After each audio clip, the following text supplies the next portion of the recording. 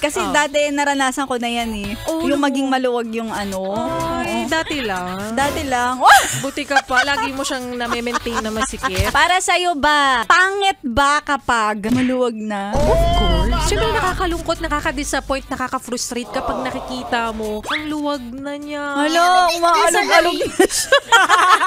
Minsan pag nakikita ko siya, hala, ba't ang luwag na niya? Anong ginawa ko? Napabayaan ko siguro. Kasi masyadong inaraw-araw. Oo, araw-araw mo ba namang gamitin? Paano bang hindi luluwag yan? Hindi mo rin minsan mapunasan ng maayos. Nasa katawan mo na nga yan, hindi mo pa rin matuunan ng pansin na pasikiping muli.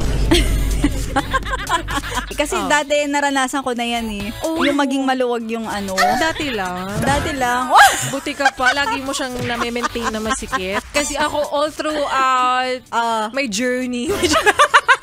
Lagi siyang maluwag. Oo, kasi mas nakikita mo kasi yung ibang nasa paligid mo. Minsan ibang tao nagsasabi, huy, ang luwag na. Ay, nakikita din nila sa actions ko, sa galaw ko. Oo. Minsan ay, hala, maluwag na siguro, kaya naging ganyan ka.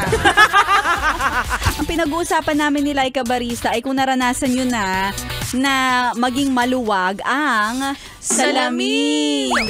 Salamin sa dingding. Minsan talaga, lumuluwag na siya sa araw-araw mong ginagamit, araw-araw mong sinusuot. Napayes ka ba sa napanood mo, yes friend? Alam mo na ang gagawin mo, ha? Hit like and subscribe. And click the notification bell para ma-update ka namin. Kung gusto mo, mag-comment ka pa. Hindi ka namin iisnabin. Go, yes, friend!